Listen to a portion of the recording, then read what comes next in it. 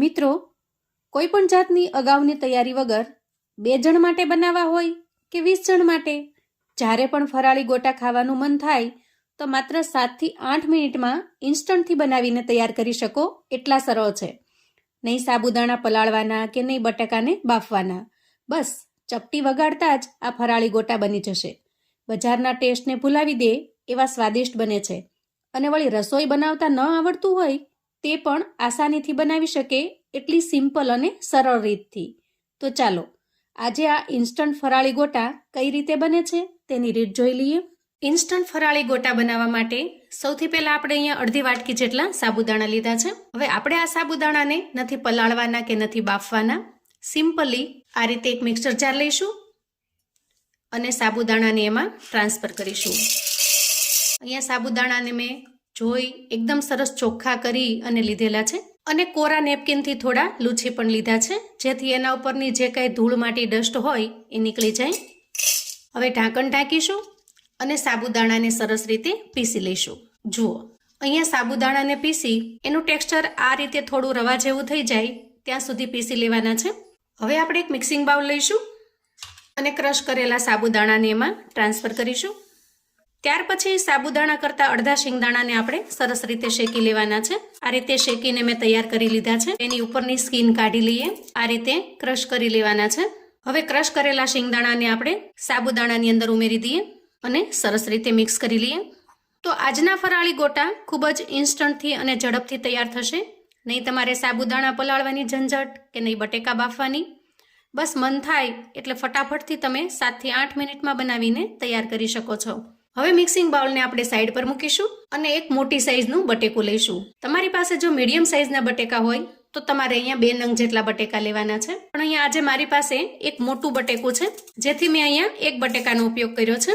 બટેકાને એકદમ સરસ રીતે ધોઈ અને ચોખ્ખું કરી લીધું છે અને હવે એના ઉપરની છાલ ઉતારી લઈએ. છાલ ઉતારીને તૈયાર કર્યા પછી બટેકાને એક વખત સરસ રીતે પાણીથી ધોઈ લઈશું, જેથી એના ઉપર જે કાંઈ ધૂળ માટી કચરો હોય એ નીકળી જાય.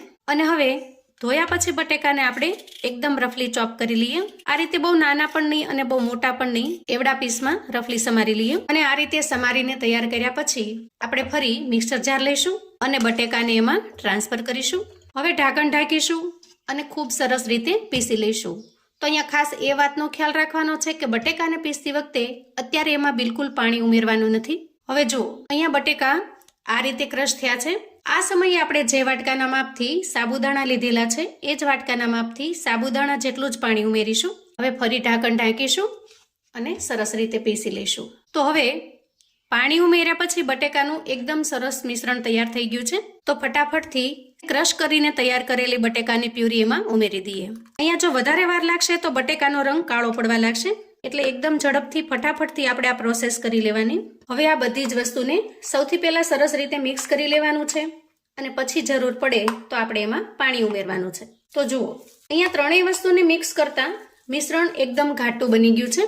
આ સમયે એક મોટી ચમચી ભરી અને આપણે મોળું દહીં ઉમેરવાનું છે. તમારી પાસે જો ખાટું હોય તો અડધી ચમચી લેવાની અને થોડું પાણી ઉમેરી દેવાનું. એ રીતે બેલેન્સ કરી લેવાનું અને ત્યાર પછી દહીંને પણ સરસ રીતે મિક્સ કરી લઈએ. અહીંયા બેટરની અંદરનું જે કાંઈ મોઇસ્ચર છે એ સાબુદાણામાં સોક થઈ ગયું છે. તો અહીંયા હજી પણ આપણું મિશ્રણ ઘાટું જ લાગે છે. ફરી હું અડધા કરતાં થોડી ઓછી વાટકી ભરી અને પાણી ઉમેરી દઉં છું. તો જુઓ, અત્યારે જે બેટર બન્યું છે એકદમ પરફેક્ટ કન્સિસ્ટન્સીમાં છે. બહુ ઢીલું પણ નથી, એકદમ કઠણ પણ નથી. તો આ રીતનું બેટર બનાવી અને આ રીતે ઢાંકણ ઢાંકી અંદાજે 4 થી 5 મિનિટ સુધી સરસ રીતે રેસ્ટ થવા દઈએ, જેથી સાબુદાણાનું મિક્સચર સરસ રીતે ફૂલી જાય. ત્યાં સુધીમાં આપણે આજના ગોટા માટેની એકદમ ટેસ્ટી એવી ચટણી બનાવી લઈશું. આજે બનાવીશું દહીં શિંગદાણાની એકદમ ચટપટી ટેસ્ટી એવી ચટણી. હવે ચટણી બનાવવા માટે થોડા શિંગદાણા લઈશું. તમારે જેટલી સ્પાઇસી બનાવી હોય એ રીતનું મરચું ઉમેરવાનું. હું અહીંયા અડધું લીલું મરચું ઉમેરી રહી છું, કેમ કે આ મરચું બહુ તીખું પણ નથી અને સાવ મોળું પણ નથી. તમારે જેટલું સ્પાઇસી બનાવવું હોય એ રીતનું મરચું ઉમેરવાનું છે. ત્યાર પછી આપણે 2 ચમચી જેટલું મોળું દહીં ઉમેરીશું અને સાથે સાથે નાનો આદુનો ટુકડો ઉમેરી દઈએ. ત્યાર પછી સ્વાદ પ્રમાણે મીઠું ઉમેરી દઈએ. 5 ચમચી જેટલું આખું જીરું ઉમેરીશું અને 4 થી 5 ચમચી જેટલું પાણી ઉમેરીશું. આજની ચટણી એકદમ સિમ્પલ મસાલાથી પણ ખૂબ જ ટેસ્ટી બને છે. તો ચાલો ફટાફટ ઢાંકણ ઢાંકી ચટણીને પીસીને તૈયાર કરી લઈએ. વાહ, જુઓ એકદમ ટેસ્ટી એવી સિંગદાણાની ચટણી બનીને તૈયાર છે. ટેસ્ટમાં એકદમ લાજવાબ. બાકીની બધી ચટણીના ટેસ્ટને ભૂલાવી દે એવી સરસ ટેસ્ટી આ ચટણી બને છે. હવે ચટણી બનાવ્યા પછી બેટરને ચેક કરી લઈએ. જુઓ અહીંયા બેટર ફરી થોડું થીક થયું છે, એટલે કે થોડું ઘાટું બન્યું છે. પણ હવે સૌથી પહેલા આપણે આમાં મસાલા કરીશું અને પછી બેટરની કન્સિસ્ટન્સીને બેલેન્સ કરીશું. સૌથી પહેલા ઉમેરીશું ફરાળી મીઠું. તમે જે કોઈ મીઠું ખાતા હો એ મીઠું તમારે ઉપયોગમાં લેવાનું છે. હું અહીંયા ફરાળ માટે સેંધા નમકનો ઉપયોગ કરું છું, તો મેં એ લીધેલું છે. થોડા લીલા મરચાંના ટુકડા ઉમેરીશું. 1 ચમચી જેટલી આદુ મરચાંની પેસ્ટ બનાવેલી છે એને ઉમેરી દઈએ. 1 ચમચી જેટલું નાળિયેરનું ઝીણું ખમણ લીધેલું છે એને ઉમેરી દઈશું. નાળિયેરનું ખમણ ઉમેરવું ઓપ્શનલ છે, પણ ટેસ્ટ ખૂબ સરસ આવે છે એટલે મેં ઉમેર્યું છે. તમારી પાસે જો લીલું નાળિયેર હોય તો એને પણ તમે ખમણીને આમાં ઉમેરી શકો છો. 15 થી 20 નંગ જેટલી કિશમિશ એટલે કે દ્રાક્ષ લઈશું, એને ઉમેરી દઈએ. અને 2 થી 3 કાજુને આ રીતે ઝીણા ઝીણા સમારી લીધા છે, એને પણ ઉમેરીશું. કાજુ ને દ્રાક્ષ બંને ઓપ્શનલ છે, તમને જો અનુકૂળ હોય તો જ તમારે ઉમેરવાના છે. પણ ફરાળી ગોટાને એકદમ સરસ રીચ બનાવવા માટે મેં આ બંને વસ્તુનો ઉપયોગ કરેલો છે. ત્યાર પછી ઉમેરીશું કોથમીર. તમે જો ફરાળમાં કોથમીર ન ખાતા હો તો કોથમીરને સ્કીપ કરી દેવાની. એકદમ સરસ ચટપટો ટેસ્ટ લાવવા માટે અડધી ચમચી જેટલો આમચૂર પાવડર ઉમેરીશું. તમે આમચૂર પાવડરની જગ્યાએ અડધા લીંબુનો રસ પણ ઉમેરી શકો છો. અને ચટપટું ખાટું મીઠું બને એટલા માટે થોડી અમથી ખાંડ ઉમેરીશું, અંદાજે અડધી નાની ચમચી જેટલી. તમે જો ખાંડ ઉમેરવા ન માંગતા હો તો સ્કીપ કરી દેવાની. અને છેલ્લે અડધી ચમચી જેટલો શેકેલા જીરાનો પાવડર ઉમેરીશું. તમે અહીંયા થોડો તીખાનો પાવડર પણ ઉમેરી શકો છો. સાથે સાથે તમારી પાસે જો દાડમ પડ્યું હોય તો એના દાણા પણ ઉમેરી શકો છો. તો તમારી રુચિ અને સ્વાદ પ્રમાણે તમે આ મસાલાની અંદર વધારો કે ઘટાડો કરી શકો છો. હવે આપણે આ બધી જ વસ્તુને એકદમ સરસ રીતે મિક્સ કરી લેવાની છે.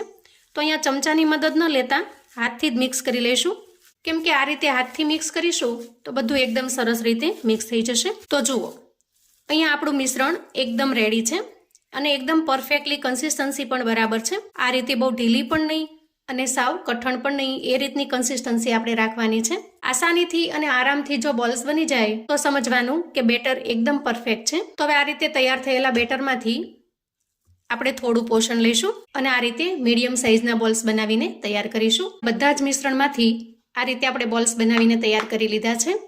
હવે આપણે ગેસ તરફ જઈશું અને હવે ગેસ ઓન કરીશું અને ગેસ ઉપર એક અપ્પે પેન મૂકીશું. અહીંયા અપ્પેના બધા જ બોક્સની અંદર આપણે થોડું થોડું ઘી ઉમેરી દઈએ. આજનો નાસ્તો આપણે ફરાળ માટે બનાવી રહ્યા છીએ એટલે હું અહીંયા ઘીનો ઉપયોગ કરી રહી છું. તમે ઘીની જગ્યાએ તેલનો પણ ઉપયોગ કરી શકો છો. હવે અપ્પેમાં ઘી થોડું મેલ્ટ થવા લાગે આપણે તૈયાર કરેલા બોલ્સને ઉમેરી દઈશું. આ નાસ્તાને તમે ડીપ ફ્રાય પણ કરી શકો છો અથવા તો શેલો ફ્રાય પણ કરી શકો છો, પણ એકદમ ઓછા તેલમાં ખૂબ જ હેલ્ધી બને એ રીત મેં તમારી સાથે શેર કરેલી છે. હવે આ રીતે અપ્પેની અંદર ઉપર અને નીચે બંને એકદમ સરસ ક્રિસ્પી થાય ત્યાં સુધી આપણે શેકી લેવાના છે. નીચેની સાઈડ ક્રિસ્પી થઈ જાય એટલે આપણે એની સાઈડને ચેન્જ કરી લેવાની છે. ખાસ કરીને વચ્ચેના જે બોક્સ છે ને એમાં ખૂબ ઝડપથી થઈ જાય છે, તો સૌથી પહેલાં આપણે એની સાઈડને ચેન્જ કરી લેવાની. તો જુઓ અહીંયા ગોટાને આપણે બધી જ બાજુ સરસ રીતે અલટાવી પલટાવી અને ખૂબ સરસ ગોલ્ડન બ્રાઉન કલરના થાય ત્યાં સુધી શેકી લીધા છે. ગેસની ફ્લેમને આપણે અહીંયા બંધ કરીશું અને તૈયાર થયેલા ગોટાને એક પ્લેટમાં કાઢી લઈએ.